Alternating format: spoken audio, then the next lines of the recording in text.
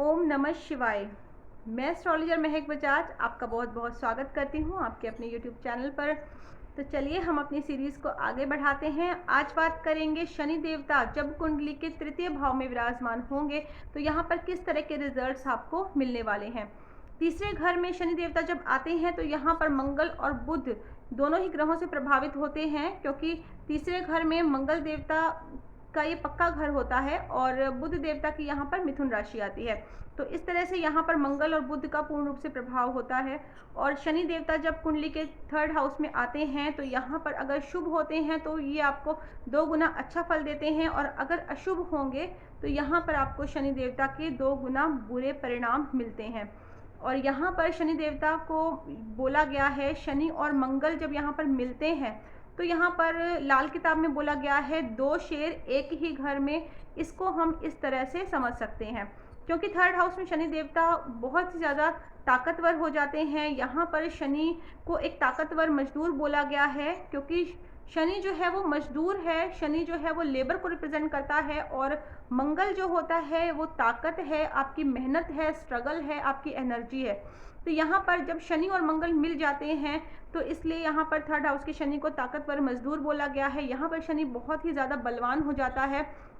तो ऐसा जो जातक होता है जिसके थर्ड हाउस में शनि देवता होते हैं, तो जातक जो होगा वो बहुत ही ज़्यादा मेहनती होता है और अपनी मेहनत के बल पर अपने जीवन में ये सब कुछ हासिल करने का ये हौसला रखता है। ऐसे जातक जो होते हैं ये बहुत ही ज़्यादा मेहनती होते हैं, बहुत स्ट्रगल करते हैं अपनी लाइफ में और अपनी मेहनत के बल पर ही सब कुछ हासिल करते हैं, और इसलिए लोगों का जो विश्वास है इनके ऊपर बना रहता है। और ऐसे जातक अगर प्रॉपर्टी से रिलेटेड कार्य करते हैं तो इनको फ़ायदा होता है, इनके पास ज़मीन जायदाद का अच्छा सुख होता है और धन की कभी भी कमी नहीं होती है।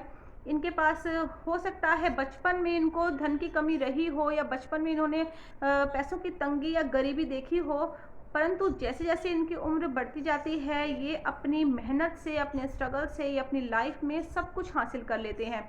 और यहाँ पर शनि को शुभ रखने के लिए ये ज़रूरी है कि आप अपनी संगत को भी अच्छा रखें और अपने घर को भी मेंटेन करके रखें। अगर आपके घर के जो वॉल्स हैं उसमें अगर क्रैक पड़े हुए हैं, दरारें पड़ी हुई हैं, आपके घर का जो पेंट है वो ख़राब हो रहा है, तो यहाँ पर फिर शनि जो है वो नेगेटिव हो जाएगा। इसलिए आपने यहाँ पर अपने घर को मेंटेन करना है।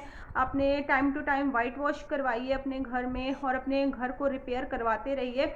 अगर आप इस तरह से करते हैं तो शनि जो है हमेशा आपको यहाँ पर अच्छे परिणाम देते हैं, अच्छे रिजल्ट्स देते हैं।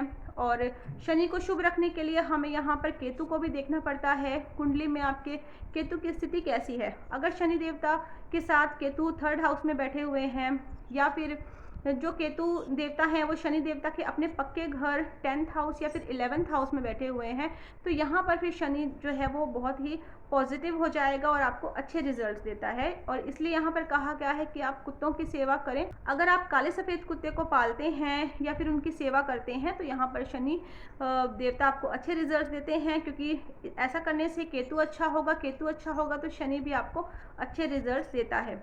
और शनि थर्ड में होगा तो हमें चंद्रमा की स्थिति को भी देखना ज़रूरी होता है। कुंडली में चंद्रमा की स्थिति कैसी है।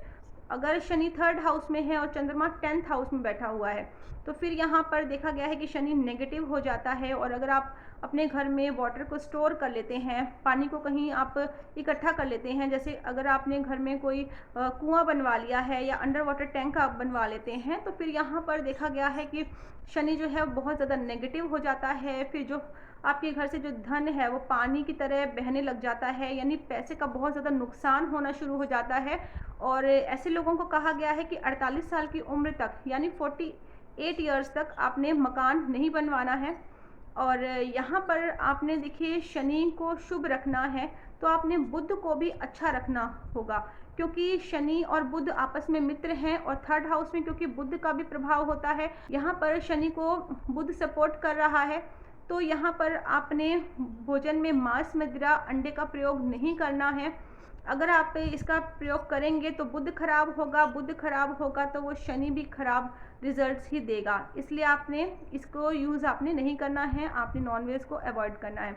तो अगर थर्ड हाउस में शनि जो है वो नेगेटिव है तो यहाँ पर फिर आपको फाइनेंशियल प्रॉब्लम देखी गई हैं, पैसों की दिक्कत परेशानियाँ बहुत ज़्यादा बढ़ जाती हैं। कंस्ट्रक्शन का अगर आप कोई भी काम करवाते हैं तो आपको उसमें बहुत ज़्यादा रुकावटें हो जाती हैं। और कोई भी अगर आप मकान स्टार्ट करवाते हैं तो मकान जो है वो पूरा नहीं बन पाता है, बीच में ही रुक जाता है कंस्ट्रक्शन का काम। और यहाँ पर संतान से संबंधित परेशानियाँ देखी गई हैं। और यहाँ पर इसके अलावा आँखों से संबंधित दिक्कतें भी हो सकती हैं। तो इसलिए यहाँ पर कहा गया है कि आप अगर आँखों की जो दवाई होती है वो अगर आप फ्री में बांटते हैं, जो भी ड्रॉप्स वगैरह होती हैं आँखों की, तो वो अगर आप फ्री में दान करते हैं, लोगों को अगर आप देते हैं तो भी यहाँ पर जो है शनि देवता आपको अच्छे रिजल्ट्स देते हैं। अब हम बात करेंगे प्रिकॉशंस और रेमेडीज़ की। तो यहाँ पर बोला गया है कि आपने ईस्ट फेसिंग या फिर साउथ फेसिंग मकान में नहीं रहना है, और भोजन में आपने मांस, मदिरा, अंडे का प्रयोग नहीं करना है। और यहाँ पर आपने दोता, साला और भांजा, इनकी आपने सेवा करनी है और इनकी हेल्प करनी है। और अब हम रेमेडीज़ की बात करें, उपायों की बात करें, तो अगर आप साउथ फेसिंग या फिर ईस्ट फेसिंग मकान में रह रहे हैं और आपको बहुत ज़्यादा प्रॉब्लम हो रही है तो आपने अपने मकान की जो दहलीज़ है वहाँ पर आप लोहे की कील गाड़ सकते हैं। और अगर आपको मकान से संबंधित परेशानी आ रही है, मकान आपका बन नहीं पा रहा है, कंस्ट्रक्शन करवाते हैं तो रुक जाती है बार बार, यहाँ पर आप काले सफ़ेद कुत्ते की सेवा करें। और उनको आप घर में भी पाल सकते हैं। अगर आप नहीं पालना चाहते हैं तो आप मिट्टी का जो स्टैचू बनाकर भी आप अपने घर में रख सकते हैं। इसके अलावा आप चींटियों की सेवा करें और बंदरों को आप गुड़ चना खिलाएं। और आपने यहाँ पर इसके अलावा 3 धातु का छल्ला भी आप धारण कर सकते हैं।